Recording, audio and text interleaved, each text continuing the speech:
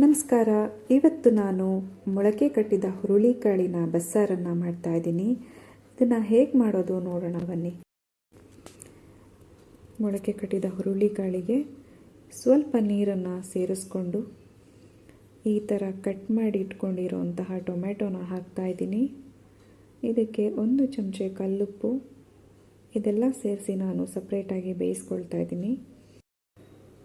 ಧನಿಯಾ ಬೀಜ 2 ಚಮಚ, ಹಾಗೆ ಜೀರಿಗೆ, ಕಾಳು ಮೆಣಸು ಅರ್ಧ ಚಮಚ ಹಾಕಿ ಡ್ರೈ ರೋಸ್ಟ್ ಮಾಡಿಕೊಂಡು ಇದಕ್ಕೆ ಬ್ಯಾಡಗಿ ಮೆಣಸಿನ್ಕಾಯಿ ಕೂಡ ಹಾಕಿ ಡ್ರೈ ರೋಸ್ಟ್ ಮಾಡ್ತಾಯಿದ್ದೀನಿ. ಮೆಂತ್ಯ ಕಾಳು ಅರ್ಧ ಚಮಚ, 2 ಲವಂಗ, 1 ಚಕ್ಕೆಯನ್ನು ಹಾಕಿ ಡ್ರೈ ರೋಸ್ಟ್ ಮಾಡಿಕೊಂಡು ಇದನ್ನು ಡ್ರೈಯಾಗಿ ಪುಡಿ ಮಾಡ್ಕೋಬೇಕು. ನಂತರ ಬೆಳ್ಳುಳ್ಳಿ, ಕಟ್ ಮಾಡ್ಕೊಂಡಂಥ ಈರುಳ್ಳಿ ಹಾಕಿ ನಾವೇನು ಬೇಯಕ್ಕಿಟ್ಟಿದ್ವಿ ಟೊಮೆಟೊ ಅದನ್ನು ಹಾಕ್ತಾಯಿದ್ದೀನಿ. ಇದ್ರ ಜೊತೆಗೆ ಬೇಯಿಸ್ಕೊಂಡಂಥ ಹುರುಳಿಕಾಳನ್ನು ಕೂಡ ಸೇರಿಸ್ಕೊಳ್ತಾ ಇದ್ದೀನಿ. ತೆಂಗಿನಕಾಯಿ ತುರಿ ಹಾಕಿ ಗ್ರೈಂಡ್ ಮಾಡ್ಕೊಳ್ತಾ ಇದ್ದೀನಿ. ಈಗಾಗಲೇ ಬೇಯಿಸಿದಂಥ ಹುರುಳಿಕಾಳು ಮತ್ತು ಹುರುಳಿಕಾಳಲ್ಲಿರೋ ನೀರನ್ನು ಸಪ್ರೇಟ್ ಮಾಡ್ಕೊಳ್ತಾ ಇದ್ದೀನಿ.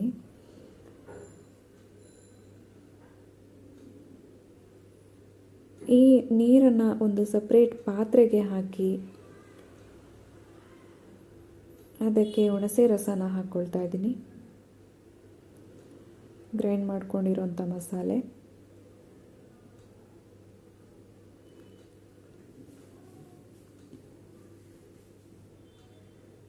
ರುಚಿಗೆ ತಕ್ಕಷ್ಟು ಉಪ್ಪನ್ನು ಹಾಕ್ಕೊಳ್ತಾ ಇದ್ದೀನಿ. ಚೆನ್ನಾಗಿ ಕುದೀತಾ ಇದೆ. ಇದು ಕುದೀತಾ ಇದ್ದಂತೆ ನಾವೀಗ ಒಗ್ಗರಣೆಗೆ ರೆಡಿ ಮಾಡ್ಕೊಳ್ತಾ ಇದ್ದೀನಿ. ಅಡುಗೆ ಎಣ್ಣೆ, ಹಾಗೆ ಇದಕ್ಕೆ ಸಾಸಿವೆ, ಒಣಮೆಣಸಿನ್ಕಾಯಿ, ಕರಿಬೇವು, ಹಿಂಗನ್ನು ಹಾಕ್ಕೊಳ್ತಾ ಇದ್ದೀನಿ.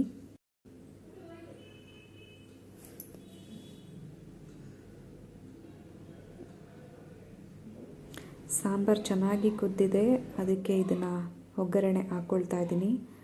ಒಗ್ಗರಣೆ ಹಾಕಿದ ಕೂಡಲೇ ಒಂದು 2 ನಿಮಿಷ ಲಿಡ್ಡನ್ನು ಮುಚ್ಚಿ ಹಾಗೆ ಬಿಟ್ಬಿಡಿ. ನೆಕ್ಸ್ಟ್ ನಾವು ಪಲ್ಯ ಮಾಡೋದಕ್ಕೆ ರೆಡಿ ಮಾಡ್ಕೊಳ್ತಾ ಇದ್ದೀನಿ. ಹಾಗೆ ಇದಕ್ಕೆ ಎಣ್ಣೆ ಹಾಕ್ಕೊಂಡು ಸಾಸಿವೆಯನ್ನು ಹಾಕ್ಕೊಂಡಿದ್ದೀನಿ. ಸಾಸಿವೆ ಸಿಡಿತಾ ಇದ್ದಂಗೆ ಜೀರಿಗೆ ಹಾಕ್ಕೊಳ್ತಾ ಇದ್ದೀನಿ.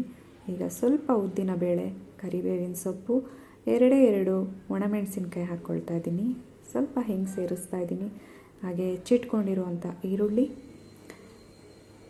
ಸ್ವಲ್ಪ ಅರಿಶಿಣ ಪೌಡರ್ ಹಾಕ್ಕೊಳ್ತಾ ಇದ್ದೀನಿ.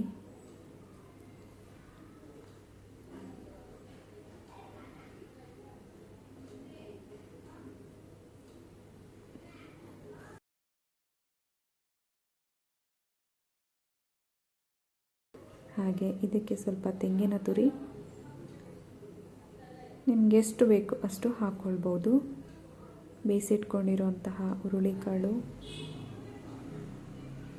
ಇದಕ್ಕೆ ಮೊದಲೇ ಉಪ್ಪು ಹಾಕಿರೋದ್ರಿಂದ ನಾನಿವಾಗ ಉಪ್ಪು ಹಾಕ್ಕೊಳ್ತಿಲ್ಲ. ನಿಮಗೇನಾದರೂ ಉಪ್ಪು ಬೇಕಿದ್ದರೆ ನೀವು ಸೇರಿಸ್ಕೊಳ್ಬೋದು.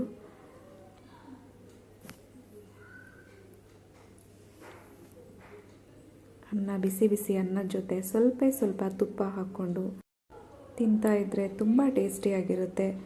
ಟ್ರೈ ಮಾಡಿ. ಈ ವಿಡಿಯೋ ನಿಮಗೆ ಇಷ್ಟ ಆದರೆ ಸಬ್ಸ್ಕ್ರೈಬ್ ಮಾಡಿ, ಲೈಕ್ ಮಾಡಿ, ಶೇರ್ ಮಾಡಿ. Thank you.